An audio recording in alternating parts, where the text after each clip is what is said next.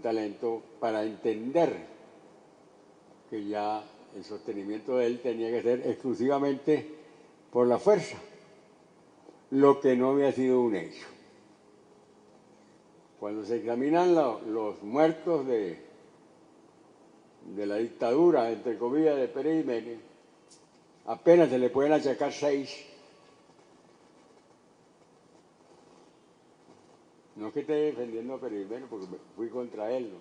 Apenas se le pueden achacar 6, que solamente en el gobierno de Rómulo Betancourt, que lo siguió, fueron mucho más que centuplicados la cantidad de muertos por razones políticas producto de la represión en Venezuela. Eso es un hecho que hay que constatarlo. No había en la huelga petrolera que hubo en Zulia, no hubo un muerto, ni un muerto.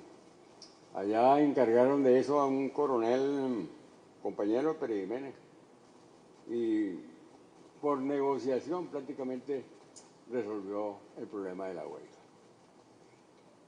De forma que nosotros nos encontramos con un 23 de enero donde verdaderamente el pueblo mostró su espíritu revolucionario, que estaba enmarcado, como era la tendencia imperante en la historia venezolana, estaba enmarcado dentro de la idea del nacionalismo. Una idea que, por principio, es extremadamente conservadora. Porque justamente las fuerzas revolucionarias buscan el Estado internacional socialista y no el país cuya población localmente es socialista, porque eso significa socialismo de un solo país. Y el socialismo en un solo país está condenado a la muerte, como le pasó a la Unión Soviética. Porque el socialismo en un solo país se alimenta de una burocracia. Y la burocracia es el peor enemigo que tiene el movimiento revolucionario. Yo pienso particularmente que es más temible el papel destructivo que está realizando la burocracia en Venezuela en estos momentos que el que realiza el imperio a través de su quinta columna en el país. Le tengo más miedo a ese burocratismo interno que ha venido dominando el proceso e incluso que ha venido dominando el Partido Socialista Unido de Venezuela,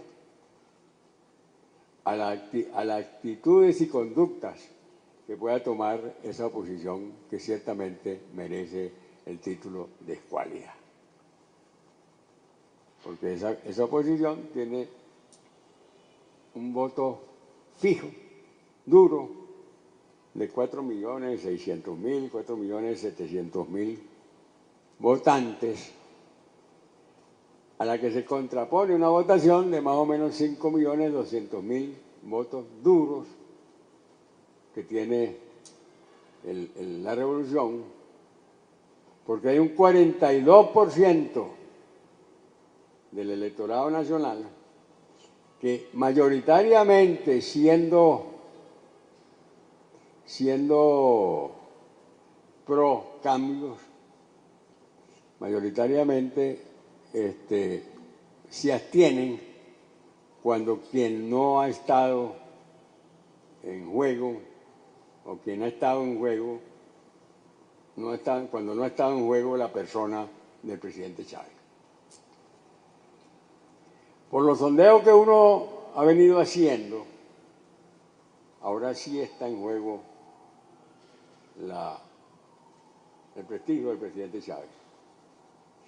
Porque ya la gente le responsabiliza por el papel que juega, papel ineficaz e ineficiente que juega la burocracia en el cumplimiento de sus funciones básicas constitucionalmente establecidas. Y eso significa que posiblemente podamos tener unos niveles de abstención altas de esa población, de ese 42%, que es el que nos ha dado a nosotros las victorias contundentes que hemos tenido en el pasado. Fíjese que en el caso del referéndum revocatorio, del referéndum aprobatorio de la enmienda constitucional, se perdió por la abstención.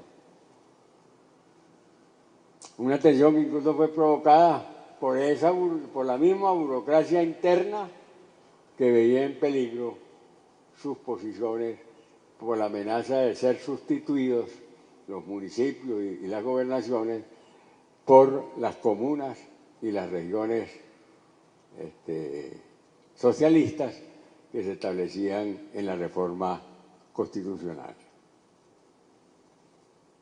Entonces hay que tener en cuenta muchos de esos alcaldes y gobernadores que en esos momentos, que fueron electos por la revolución, en esos momentos llamaron a la abstención y como manejaban recursos, fueron capaces de provocar ese fenómeno y se perdió la oportunidad del referéndum revocatorio, que tenía dos elementos fundamentales: la reelección continua del presidente de la República y la reorganización bajo la teoría radical, la teoría geográfica radical, la reorganización territorial del país. Esos eran los dos puntos esenciales de esa reforma.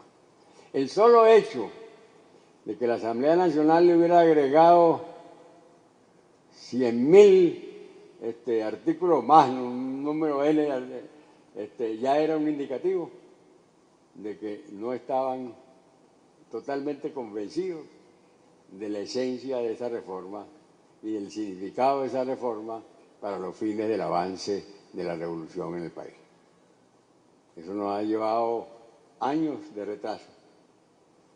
Hasta el año pasado que pudimos aprobar una reforma, una enmienda a la Constitución, y ahora estamos aprobando una ley orgánica para el Poder Popular que más o menos tiene el mismo contenido de la reforma de la organización territorial que se había previsto en la reforma. Pero no es constitucional, aunque sea orgánica. Entonces puede ser derogada. Puede ser derogada.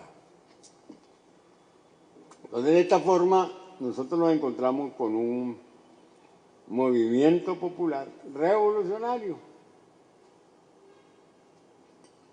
Y esta es la oportunidad que yo quiero aprovechar para reivindicar un personaje, militar por cierto, que fue destruido en su personalidad por los partidos del estatus.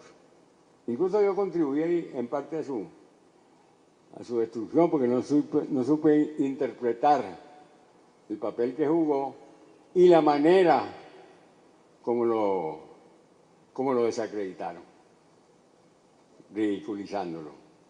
Se trata del almirante Wolfgang Larrazábal.